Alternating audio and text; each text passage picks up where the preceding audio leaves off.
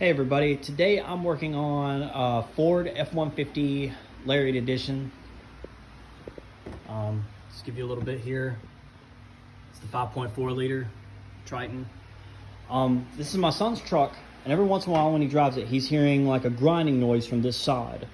I replaced the wheel hub assembly, no luck, still making it. I thought maybe it was the four-wheel drive actuator, because the four-wheel drive actuator locks from the back to the wheel hub assembly, and there's a set of teeth that locks it into place to activate four-wheel drive.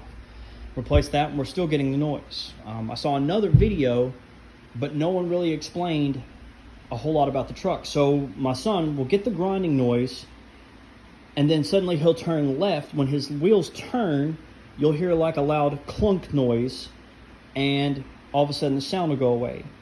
Come to find out, that is actually the four-wheel drive locking into place, and then when he comes back forward to straighten the wheels back out, it unlocks, getting rid of the sound.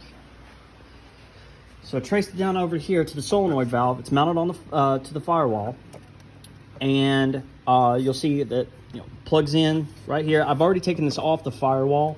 There's two nuts right here and right here, and it bolts. I know you guys aren't going to be able to see this that well, but you can see, yeah, you can. Those two stems right there.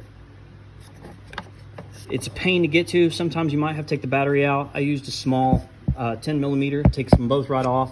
Went ahead and popped the clip. So I'm gonna go buy the actual solenoid valve, but I don't think it's the issue. I think it's actually this one-way valve. I have it on order from O'Reilly's. It's gonna come in tomorrow, but I'm more than willing to bet that this is what the fix is because when I take this off, you shouldn't be able to blow or suck through one end of it. I can blow and suck through both ends of it, so I know that check valve is now bad. So for today, I'm actually just going to keep this disconnected so that way his four-wheel drive won't actuate while he's driving and the noise will go away, but he'll have a check engine light, which is not a big deal. I know what the check engine light's for, so I'm not too worried about it.